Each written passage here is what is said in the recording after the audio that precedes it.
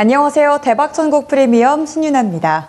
오늘도 샤프슈터 박문환 이사와 함께합니다.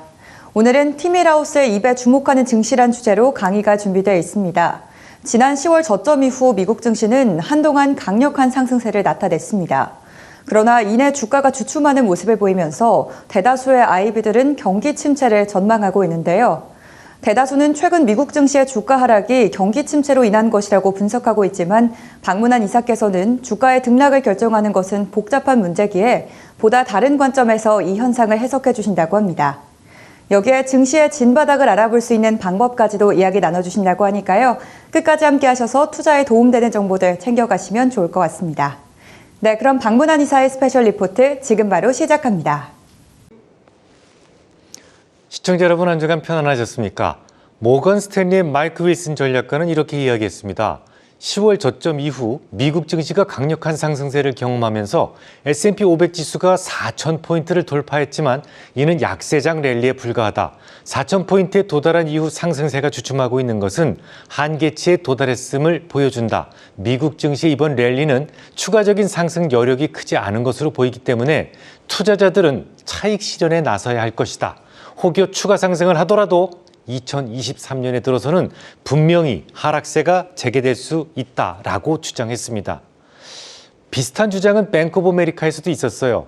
마이클 게펜 뱅크 오브 아메리카 미국 경제부분 대표는 이렇게 이야기했습니다. 노동시장의 충격은 거시경제 전반에 영향을 줄 것이며 이로 인해 내년 상반기 중 미국 경제가 침체 국면에 빠질 것으로 전망한다. 연준은 인플레이션을 억제하기 위해서 노동시장이 어느 정도 약화되는 것을 용인할 것이며 이 때문에 6개월 정도 노동시장이 부진해질 수 있다. 내년도 미국 실업률은 연준 전망보다 훨씬 높은 5에서 5.5%까지 뛸 수 있다는 점을 감안한다면 S&P 지수는 여전히 비싸고 아직까지 S&P 지수는 바닥이 아니라고 본다 라고 강조했어요. 그럴 수 있습니다. 그런데 심지어 증시에서 최고 낙관론자로 알려진 JP모건의 콜라노빅마저도 이렇게 이야기를 합니다. 10월 소비자 물가지수 데이터가 인플레이션이 좀 진정됐음을 보여주고 나서 진행됐던 증시의 반등은 과도한 수준이다. 금리가 높을 때 기업 이익은 내려가기 때문에 증시가 이전 지점에서 다시 테스트를 받을 것으로 보인다. 미국의 경기 둔화, 기업들의 실적 부진, 높은 금리로 인해 증시가 이르면 연말부터 내년 1분기 사이에 한 번 하락할 것이다 라고 말을 했습니다. 골드만삭스 CEO도 경제 환경이 악화되고 있으며 기업의 투자 심리가 훼손되고 있다면서 S&P 500 지수가 2023년에 3,000포인트까지 하락할 수도 있다는 이 부정적 전망을 내놓은 상황이고요. BNP 파리바는 아예 2023년 전면적 투매, 이 캐피큘레이션이라는 단어까지 써가면서 전면적 투매 가능성이 있다라고 전망을 했습니다. 정말 최근 들어서 말이죠. 주변에서 주가가 상승할 것이다라는 IB를 거의 찾아보기 힘들 정도입니다. 게다가 지난 주말 기준으로 10년물 금리가 약 3.55%였죠. 3개월물 금리는요 4.34%를 가리켰습니다. 이 1960년대 이후로 10년물과 3개월물 간의 인버전이 나타나게 되면 거의 2년 이내에 반드시 리세션이 발생했었기 때문에 내년에는 무겁고 가벼움의 차이만 있을 뿐 경기 침체는 올 것 같습니다. 실제로 기업들도 대부분 침체를 준비하고 있는 분위기죠. 투자를 줄이고 현금 확보에 총력을 기울이고 있으니 말이죠. 그래서 요즘 주가가 좀 하락했던 걸까요? 그럴 수도 있습니다. 하지만 이게 오비락일 가능성도 있습니다. 경기 침체와 주가 하락을 반드시 세트 메뉴로 볼 필요는 없단 말이죠. 조금 더 현실적으로 말씀드리자면 증시에서 아주 명확하게 하락이다, 상승이다 이걸 미리 알려주는 그런 친절한 지표는 지금까지 본 적이 없습니다. 그건 장단기 금리 스프레드 역전도 마찬가지입니다. 실제로 인버전이 발생한 1년 후의 평균 수익률은 6%였고요. 2년 후의 주가는 평균 14% 수익률을 달성했을 정도로 오히려 좋았어요. 인버전 됐어. 그러면 침체가 발생할 거야. 오케이. 그럴 수 있습니다. 하지만 그래서 주가가 무조건 하락해야만 돼. 라는 것은 아니라는 것이죠. 물론 주가가 지금 당장 반드시 상승한다라는 말씀을 드리라는 것은 아닙니다. 특히 지금은 악재의 약발이 너무도 잘 먹히는 시장이에요. 서두에 말씀드렸듯이 대형 IB들이 거의 대부분 경기 침체를 전망하고 있습니다. 외국인들이 조금만 매도해도 누구도 사고 싶어 하지 않으니까 수급 공백이 종종 생길 수 있습니다.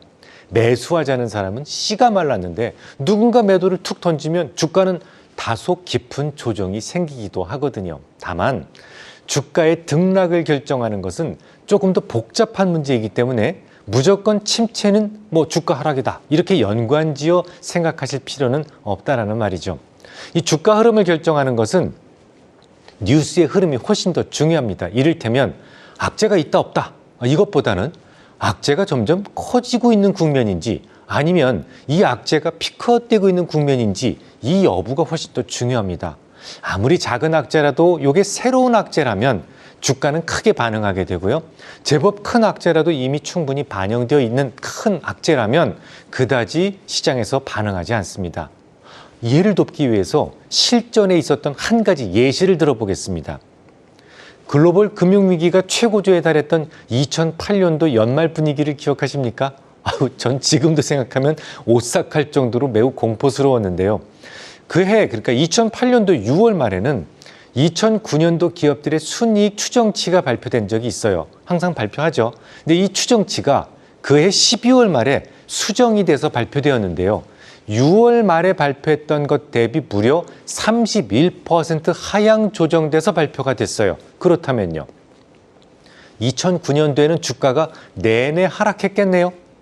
그런데 그렇지 않습니다. 주가는 2009년도 3월에 최저점을 찍고 계속해서 주가는 상승을 이어갔어요. 아니 지금 기업 이익이 31%나 감소한다는데 주가는 왜 거꾸로 올랐을까요?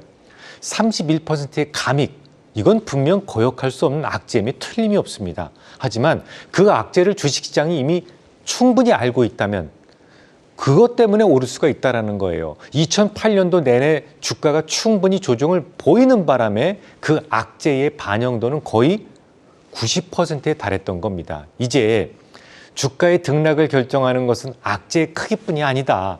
그 악재가 얼마나 선반영되었는지를 함께 고민해야 된다라는 점을 충분히 이해하셨으리라고 생각이 됩니다. 또한 내년에 침체를 전망하고 있어요. 하지만 최근 주가 하락과는 그다지 커다란 관련이 없다라는 것도 충분히 이해하셨으리라고 생각이 됩니다. 그렇다면 이제부터 본론으로 들어가 보죠. 아시다시피 최근 주가의 흐름을 보면 지난주 이전까지만 해도 강하게 상승 중이었어요. 하지만 돌연 이번 주부터 급하게 하락을 했었죠. 이런 흐름에 어떤 뉴스가 얼마나 크게 개입되었는지를 먼저 살펴보도록 하겠습니다. 연준은 올해 3월부터 태도가 돌변했죠. 75베이스 포인트를 무려 4차례나 지속적으로 인상시키면서 글로벌 증시에 수많은 부작용을 남기게 됩니다. 수십 년 동안 금리는 유동성 효과로 인해서 점점 낮아지고 있었던 추세였는데요. 이 낮은 금리에 익숙해져 있던 사람들은 이 돌변한 연준의 태도에 적응할 시간조차 없었죠. 그러니까 지난 2008년도처럼 올해도 내내 주가는 약세를 보일 수밖에 없었습니다. 중요한 것은 지금 2008년 올해 내내 우리 증시를 억눌렀던 이 악재도 이제 거의 막바지 주변까지 도달하고 있다는 사실이죠. 악재의 막바지를 결정하는 것이 뭐라고 말씀드렸어요? 바로 터미널 금리다라는 말씀을 드렸습니다. 물론 12월 FOMC 회의에서도 50베이스 포인트 인상이 예상되고 있죠. 또 여전히 통화 정책은 긴축적인 그 기조를 유지하고 있습니다. 아직도 파월은 터미널 금리 수준을 명확하게 제시하지 않은 데다가 여전히 7%대의 물가로 인해서 연준의 행동이 완화될 조짐도 없어요. 함부로 악재의 정점을 논할 수 있는 시기는 아니다라는 말이죠. 하지만 지난주 이전까지만 하더라도 주가는 비교적 강한 상승 흐름 속에 있었는데요. 제롬 파월 연준 의장의 발언이 악재의 소멸 단계로 인식할 수 있었기 때문이었습니다. 지난주 브루킹스 연구소 연설에서 파월은 이렇게 이야기를 했어요. 중요합니다. 긴축에는 두 가지의 전략이 있다. 첫째, 연방 기금금리를 현재 금융시장이 전망하고 있는 5%보다 훨씬 위로 빠른 속도로 올린 뒤에 너무 많이 올렸다는 사실이 드러날 경우 금리를 즉시 인하하는 방식이다. 둘째, 금리를 천천히 올리면서 연준이 적정하다고 생각하는 금리 수준을 찾아낸 뒤 그 수준에 오래 머무르며 통화 정책을 너무 빨리 완화하지 않는 것이다. 우리는 금리를 무조건 올렸다가 경제를 망친 뒤에 상황을 수습하는 것을 원하지 않는다. 나는 그런 접근법을 전혀 취하지 않을 것이다. 라고 말했습니다. 이 말은 뭡니까? 앞으로는 금리를 천천히 올릴 거예요. 하지만 적정금리 수준에서 오래 머무를 생각이에요. 라는 점을 강조한 거예요. 시장은 그의 발언에 환호했고 주가는 상방향으로 움직이게 됐었죠. 특히나 그는 터미널 금리 수준에 대해서 이렇게 이야기를 했어요. 최종 금리 수준에 대해서 이미 생각은 하고 있으나 앞으로 바뀔 수는 있다라고 말이죠. 어쨌거나 바뀔 수 있다고 하더라도 그의 머릿속에는 이미 금리의 종말 단계에 대한 설계도가 나오기 시작했다라는 점이죠. 이 때문에 증시는 더욱 환호할 수 있었던 겁니다. 그러니까 12월에 금리를 75베이스포인트 올리든 50베이스포인트 올리든 이제 그런 것들은 중요하지 않은 시기예요. 금리와 관련된 악재는 거의 종말 단계였으니까요. 그런데 말이죠. 지난 주말부터 문제가 발생하기 시작합니다. 아시죠? 파월은 언제나 데이터 디펜던트라는 말을 자주 해왔었습니다. 자신이 지금 어떤 생각을 하든 시장의 데이터가 바뀌면 자신의 생각도 언제든 바뀔 수 있다는 것을 의미합니다. 연준의 생각을 바꿀 만한 뉴스가 등장했어요. 연준이 중요하게 보는 지표가 두 개가 있는데 하나는 고용이고 다른 하나는 물가입니다. 그런데 지난 주말 고용 지표가 너무 좋게 나온 겁니다. 시장에서는 20만 명 정도를 예상을 했었는데 26만 명이 넘는 신규 고용자가 나왔습니다. 특히나 파월은 얼마 전에 이렇게 이야기한 적이 있어요. 현재 미국의 인구 증가율을 감안할 때 적절한 신규 고용은 10만 개 정도로 본다. 하지만 미국의 고용은 너무 과열되어 있다라고 말했었는데요. 급여가 다시 5%대로 상승을 했고 임시직보다 정규직 고용이 증가하면서 U6마저 6.7%까지 하락했으니 당연히 이때부터 시장은 조급해지기 시작을 했고 그 때문에 지난 주말 미국 시장은 시가가 무척 낮게 출발을 했었죠. 하지만 그날 또다시 이변이 발생합니다. 언젠가 제가 한번 소개해드렸던 닉 티밀하우스 기자가 이번 주 서프라이즈한 고용지표에도 불구하고 연준은 50베이스포인트 인상을 지지할 것이다 라고 말한 거예요.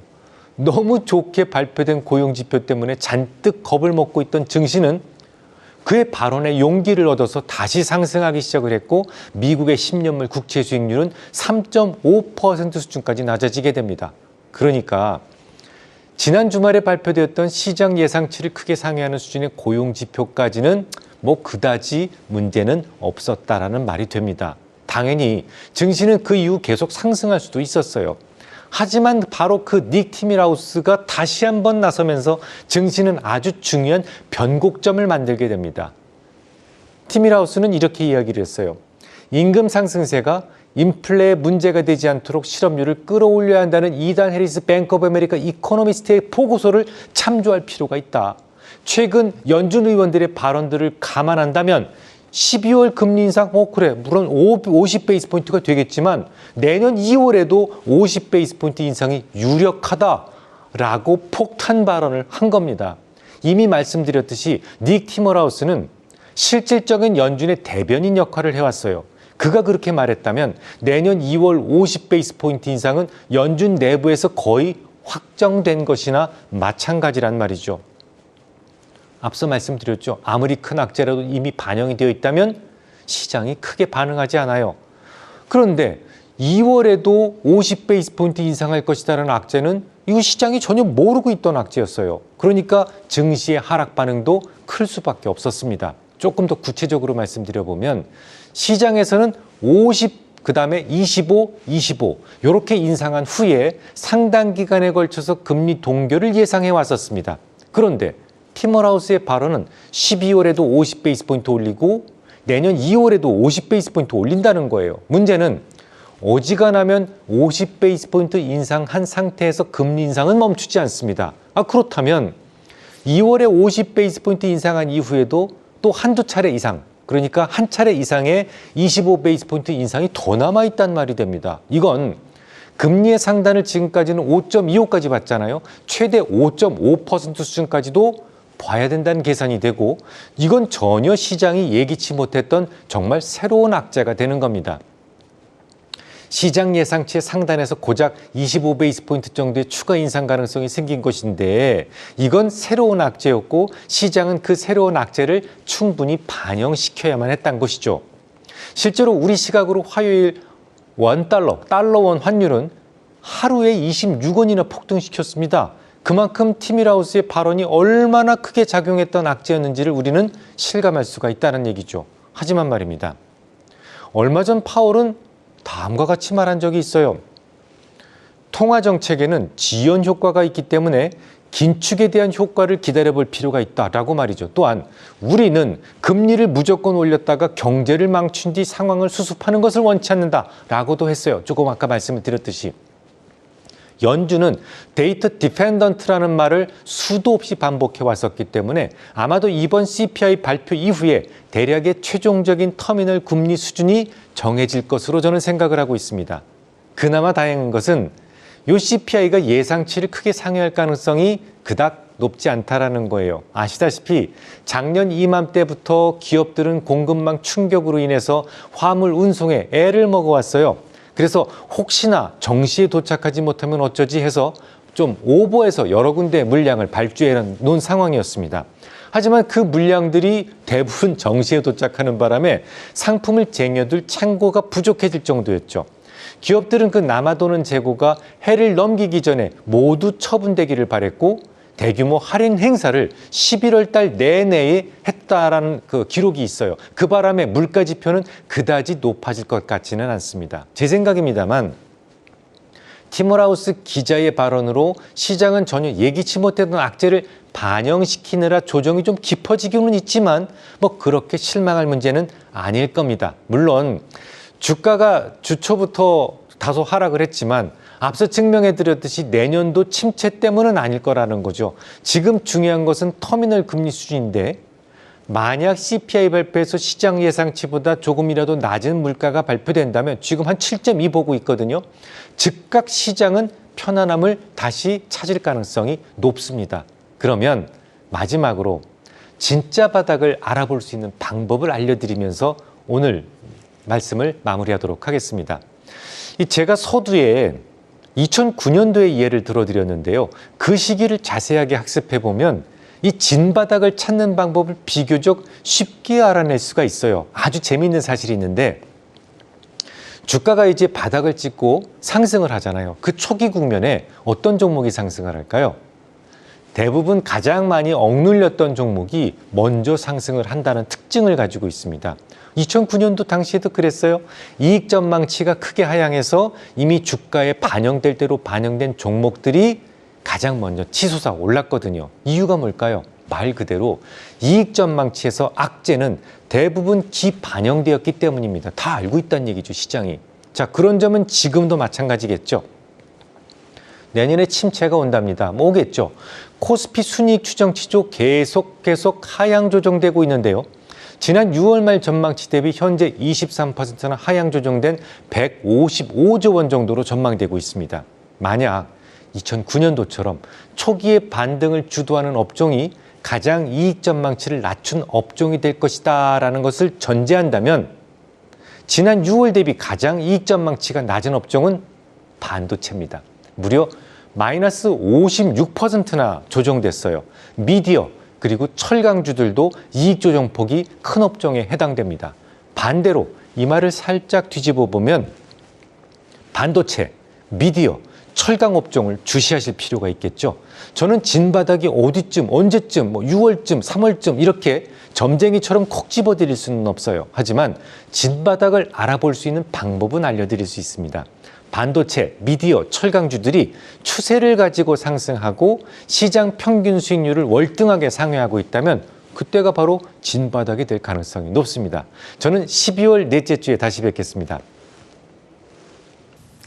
네, 오늘 준비된 내용은 여기까지입니다. 오늘은 티밀하우스의 입에 주목하는 증시란 주제로 강의를 해주셨는데요. 박문환 이사께서는 최근 상승 흐름을 이어가던 미국 증시가 주춤하게 된 것은 뉴스의 흐름에 있다고 이야기해 주셨습니다.